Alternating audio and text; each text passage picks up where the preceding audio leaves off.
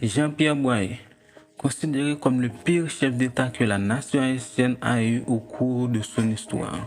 Que dis-je? Pas seulement la nation haïtienne, mais bien l'intégralité de l'île. Il est même la première source de rancœur des Dominicains vis-à-vis des Haïtiens.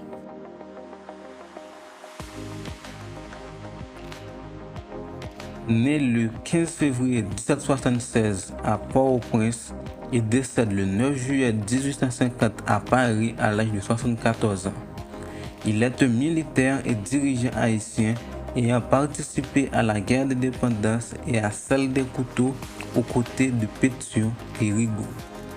Fils de tailleurs français et d'une mère africaine, il est envoyé en France par son père pour s'instruire. Pendant la Révolution française, il combattit en tant que commandant de bataillon.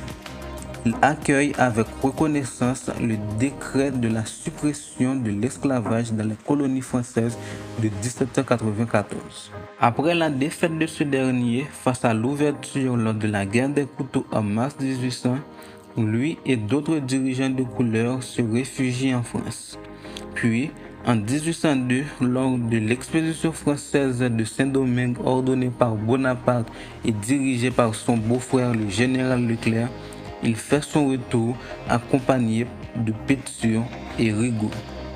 Suite à la capture de l'ouverture, il rejoint les indépendantistes en octobre 1803 et en novembre, la force expéditionnaire est vaincue à la bataille de Vertières, puis le 1er janvier 1804, l'indépendance est proclamée. Lorsque le gouverneur général Jean-Jacques Dessalines se proclame empereur sous le nom de Jacques Ier, il reste dans l'armée et prête serment au nouveau régime impérial. En 1806, il est appelé par Pétion pour l'aider à renverser l'empereur qui est assassiné à Pont-Rouge le 17 octobre 1806. Il soutient Pétion contre Christophe qui proclame la République d'Haïti du Sud le 10 mars 1807.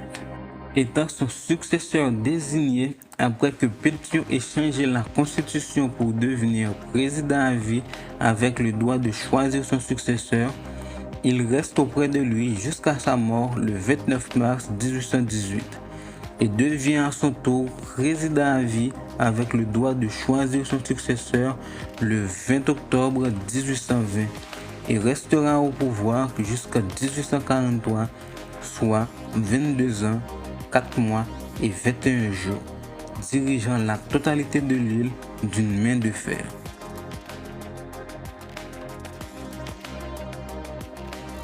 Il a réussi là où ses prédécesseurs et successeurs ont échoué. Un génie, vous me direz. Peut-être.